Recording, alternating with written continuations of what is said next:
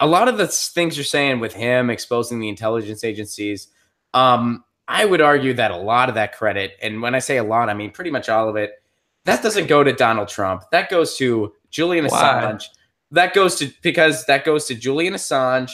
That goes to Chelsea Manning. That goes to Edward Snowden. That goes to the true whistleblowers that are out there. They're the ones that have really unmasked this stuff. Do the intelligence agencies not like Trump? Yeah, for the reasons that we talked about prior. But it's not Trump that's pulling those masks off. It's the people that are the whistleblowers putting their lives in danger. Free Julian Assange. He should be freed and he should have internet access. I agree. But this never would have happened if Trump didn't get elected. I mean, it happened before him. I mean, the extent that it's happening now to actually connect the dots, and you have people testifying in court asking for immunity, at high level positions in the FBI. This is revolutionary, game changing stuff. I mean, I understand people that don't like Trump don't want to give him credit, but to this extent, we're so far beyond just a Julian Assange investigation. We're on all major platforms. They're forced to talk about it every single day. It's revolutionary stuff. I almost want to cry. It's such a game-changing time. I mean, I think you're giving him credit he doesn't deserve, and I don't think it's like. I mean, if he was really so adamant on all this stuff in the intelligence agency, why wouldn't he say something about the FISA bill that passed? Why wouldn't he say, no president should have this kind of overreaching power? I'm gonna, why wouldn't he be more vocal about stuff like that? He's completely silent on it. He passively goes along with it. I guess to me too, he's one guy in a sea of, but he's the president. Yeah, but still though, I mean, progress, the word progressive means to progress, and progress is a slope where it's like he's not going to build Rome in a day or change the whole system. I don't expect him to, there's some Trump supporters or people who are like, dude, until he knocks down the Federal Reserve, I'm not going to give him any respect. Be like, good luck. He's not going to take down the financial system of the world. It would be cool to see, but it's just not going to happen. So it's like my expectations were so low to begin with. He's already superseded it. I can't expect him to do everything. It's got to be a slope. There's certain people. I mean, you talked about Ronald Reagan not being the revolutionary that they thought he was going to be. Ronald Reagan also got shot. You know what I'm saying? Trump is there's a lot to JFK, MLK, Malcolm X. A lot of people who tried to go too hard ended up getting shot. So it's like that's not an excuse, because people use that for Bernie too. They're like, Bernie doesn't want to get killed. That's why he backed up. But Trump's doing a lot. All right. So if there was a true progressive option in 2020, whether it be Bernie or somebody else, would you support that person, or are you all in for Trump?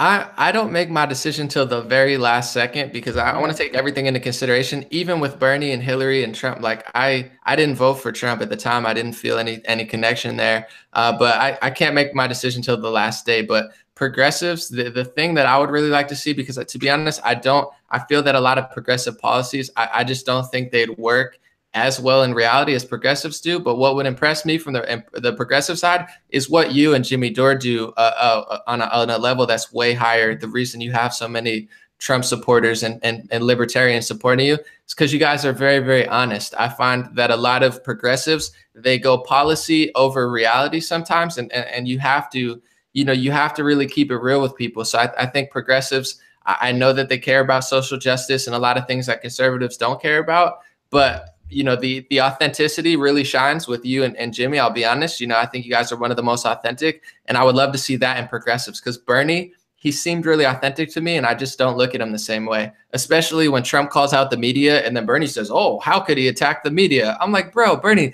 that's the same media that cheated you out. Now you think they're great. So authenticity, above policy for me, because if I can't trust you and I think you're pandering, I don't want to give you more of my taxes and give the federal government more money, because in order for progressive policies to work, we need to drain the whole swamp, and we need to get all these people out of there with authentic people. Well, I don't disagree with that. I just don't think Trump's the way to do it. I don't think a corporate Democrat's the way to do it either. I think we need to recognize the game is rigged. But in doing so, recognizing the game is rigged doesn't mean you go along with, the team that's rigging it hardest, Well, progressives too, I think it's easy to talk about somebody, you know what I'm saying? It's easy to point out the problems to other people, but self-accountability and self-responsibility is key. So it's like, I feel like a lot of progressives, and not you guys, but like identify the problem, especially the politicians, but I don't trust them. They're all, they're all pandering. They're all victim mentality. And there's not a lot of like, they're afraid. I feel like because if you're on the progressive side and you say certain things that are real, people will jump down your throats like they do to you. And it's the same with conservative. I get yelled at all the time. The second I say, who cares if Colin Kaepernick kneels, everyone's mad at me. Or I said Michelle Wolf was funny, and that's fine. And they were, oh my God, that was so mean. No, it wasn't. It was funny. Like, it's a joke. People are super tribal right now. That's just the reality. People are very, very tribal. So when there's somebody like me or you who, we're kind of outside the box, and even though we're certainly on different sides of the fence on certain issues, we still, we're not hyper tribal. I'm not somebody who is, hey, the Democrats can do no wrong. The Republicans are just the problem. And man, Trump's bad. I'm totally not that guy. I'm not even close to that guy. Nor are you somebody who's just like, oh, Trump is flawless and the Republicans are great. And, oh, the Dems. I mean, we're not partisan. We're not partisan bickery. And I think a lot of people still don't know what to make with something like that, regardless of what point of view it's kind of rooted in.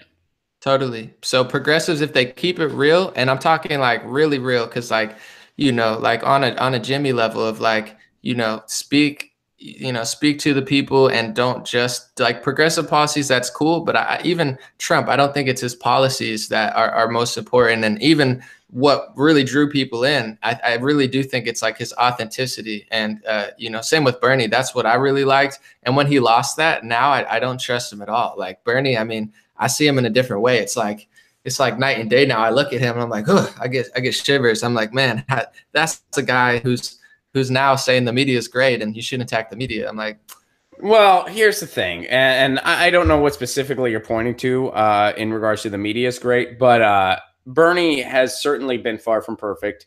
He has ticked me off in some things. But overall, the reality of the situation is we still need a Bernie Sanders to be inside the machine, peeling back the layers by proposing policies that people are going to stab him in the back about. That's just the reality of the situation. And the primary in California last night really showed that. If there's the biggest takeaway of the primary last night is that as far as progressivism goes, we're still a very small camp, and we are way too freaking small. I mean, we lost big time last night. And I think that what it shows is that a lot of people still aren't coming around to the corruption that is within the system.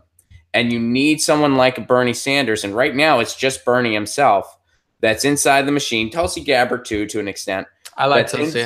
I like Tulsi, too. And in fact, somebody in the chat pointed out, she's the person that really put those bills out there to stop funding ISIS. Totally. Yeah, she's great for that. I met her, actually. I have a picture with her. That's awesome. We need people like that inside the machine that are helping peel back these layers, because, when we stay within our echo chambers, it's easy to think, oh, everybody knows about the corruption now. They're aware of that. No, they're not. They're not. There's a lot of people that blue no matter who suits them just fine. That as long as it's not Trump, it suits them just fine. That it is Trump, it suits them just fine. And they think he's an outsider or whatever else. And those are the kind of barriers that really need to be broken down.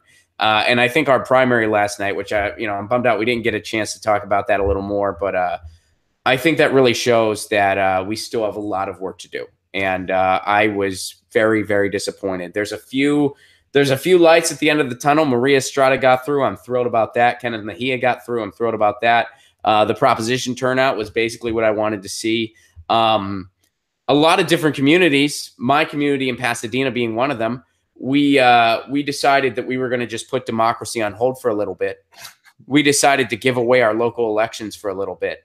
And I found that incredibly bothersome. And every town voted for it to make the local elections coincide with the general. A lot of people voted for that. A lot of people I know and respect voted for that. There was a little sentence next to that, though, that said, if we do that, we forego an election for a little bit, and the election doesn't come until later. They're going to extend a term. So basically we said, yeah, we'll go ahead and put democracy on hold for a little over a year. That's fine. I don't think that's okay. I voted against it for that reason.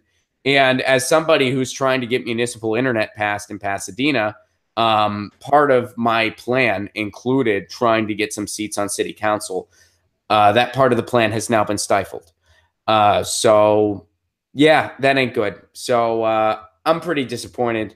And but I think, you know, there's still a fight to be had. There's still some reasons for optimism. And Anomaly, I think we see a lot of the same problems. We just have some different ideas on what the solutions are. Hey guys, thanks for watching. That was a clip from Get Your News On with Ron, the world's first viewer-curated streaming news show. What does that mean? That means I log on to a stream and people tweet me articles over on Twitter at Ron Placone, or they use our Reddit subsection, which is just Get Your News On with Ron over on Reddit. And that's how we build the show. I'm seeing all these articles for the first time. We are literally getting our news on together. Follow me on Twitter at Ron Placone so you can participate. And this show streams live every Tuesday through Friday at 10 a.m. Pacific Standard Time. So please do tune in.